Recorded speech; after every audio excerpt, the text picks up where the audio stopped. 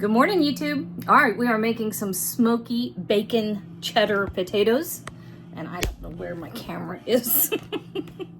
I do know where my stove is. All right, here we go. What do I say, Wampler? I got a puppy dog at my feet because he's learned that this is where the cheddar hits the floor. That sounds like a really bad parody of a rap song. Okay, so I cooked off about a pound of bacon, right? I just cut it into little bits, browned it in my little cast iron skillet, drained off most of the drippings. I do have a little bit of it left, and of course I've got all that beautiful fond down here in the bottom. And I could drain all that off and add butter back to the pot, but I don't understand the point in that. Got a little Appalachian thrift happening here. But to this, I'm going to add woo, hot, that pops, one diced yellow onion, and about 3 or 4 cloves of garlic. That is not super exact. And we're just gonna let this kind of go. It's kind of funny, we are getting ready to go. You okay? Puppy just knocked down this gate. He was trying to sneak around the cat. We're getting ready to go on a trip, and I forgot what my point was because I was checking on my dog. Anyway, we're gonna let this go for about 5 to 7-ish minutes. We want our onions and our garlic to get nice and soft, and we want it to be nice and fragrant. So we're building layers of flavor in here. We have our bacon, we have onion, we have garlic. We already have magic happening in this skillet. What we do need, though, is a little bit of time. So let me go check on the dog, and I'll meet you back here. I swear I should bottle this and have my own line of perfume. That is spectacular.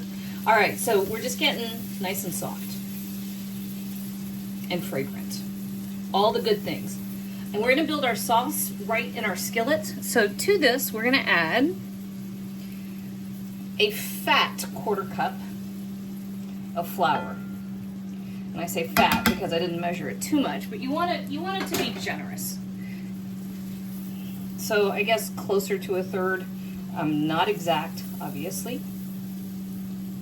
And we're going to stir this in and let that cook. And that flour, of course, is going to give us some thickening, but it's also going to absorb the liquid from our onion and that bacon fat, which is absolutely perfect. And let's get some seasonings in here. We're gonna go a little unconventional. A teaspoon of pepper, no problem. A tablespoon of dried thyme. 2 teaspoons of smoked paprika. I think we're pretty okay at this point. 2 teaspoons of Worcestershire. Because cheese and Worcestershire are happy friends. And then a good tablespoon of Dijon mustard. Also because cheese. Just because cheese. Now, here's where we're going to go a little off into the wild blue yonder. But trust me. Okay. This is sorghum. You don't have to do this. And you're not going to use much, but you're going to have some. I've got about a tablespoon, and just that little hint of sweet with that Dijon and the cheese is perfect. All right, to that, 3 cups of whole milk. And I'm going to do it kind of slowly. Sorry, I've got my dehydrator going in the background. Like I said, we're getting ready to take a trip, so I'm like making sure that nothing in the fridge is going bad. So I had a whole ton of tomatoes I threw in the dehydrator. And that's the noise in the background. Okay, everybody's in. Just taking a quick look to make sure I've got all of my flavors and seasonings and everything I want. So I'm gonna go ahead and add the rest of the milk. And then I'm going to add 1 cup of heavy cream. And I have my oven preheating to 350 degrees. And we need to give this baby a taste. All right, so let's see how we're doing over here. I have salt, which it's going to need a good bit of salt.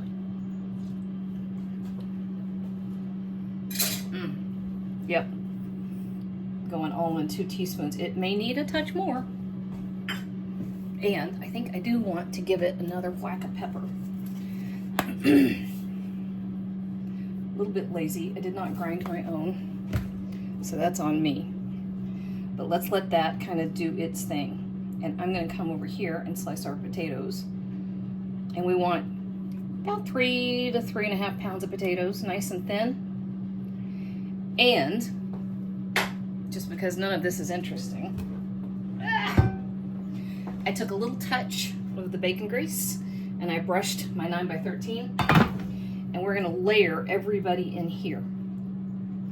Let me grab our cheddar out of the refrigerator, and then we're just gonna start making layers.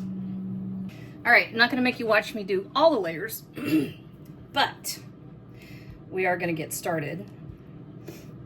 And just nice thin. I have a mandolin. I actually have one that's kind of a cheat. It's where you punch it. I was traumatized about 15 years ago by somebody who did not pay attention to safety instructions in my kitchen with a mandolin, and it was terrible. And I don't know that I'll ever get over it. So I either will just not use one, or I'm exceedingly careful, because that's not something you ever want to have to, just some things are not worth, trust me. Okay, so for this, I mean, you can call this a gratin, I guess. I kind of end up going off on my own little thing. I don't stay classic for very long, which is fine. I'm looking for a ladle, and of course I'm not going to find one. So we're doing it this way. All right. So 1 layer of potato, and then I'm taking a layer of our beautiful smoky, creamy, oniony, Dijon-y sauce. This has got all those gorgeous flavors that we just kind of worked up. And we're just building this in layer by layer. And a little bit of the bacon. I think that was about a pound of bacon. I have a giant package I got at the warehouse club. So about a third, I think. And because you're doing potato, just a little salt as you go.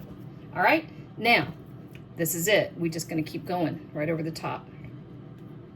So I promise this is not going to do any tricks. And I'm going to keep doing this with the rest of the potato, and we will meet back here.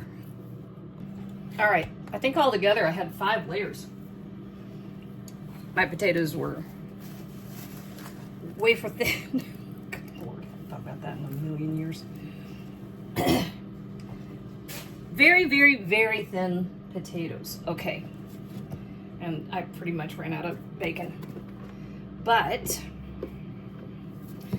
my oven is hot, 350 degrees.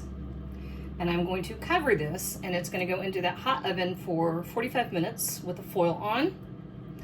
And then I'm going to uncover it, and it's going to get 45 minutes with the foil off. So about an hour and a half, and I know that seems like a very long time, which it is. Bladen just walked in, perfect timing. But this is very dense, and that heat has to get all the way through the middle of all of that potato deliciousness. All right? 45 minutes, 350 degrees. I'll meet you back here. Oh, you're okay, Boone.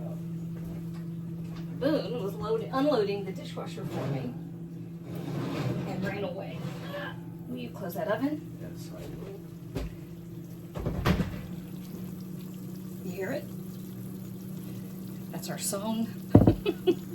Only problem with this is though, guys, you have to let it rest. Much as I would love to go diving right into the center of that, one should not. So I'm setting a timer. We're gonna give it 15 minutes. I know that seems like a long time, but it will give this time to calm down, to get itself together, and to develop a sense of dignity and cohesion. Make no mistake, it is still incredibly hot, but it is not quite lava. Not completely. It has pulled itself together though. And if you had a bit more patience than I have, it would hold itself together even better. But there's only so much you can expect out of me. Then I'm going to steal a fork. Okay. This is exactly what we wanted. Layer on layer of cheesy. Holy crap. That is so good. Yeah, that's as long as anybody can wait on that.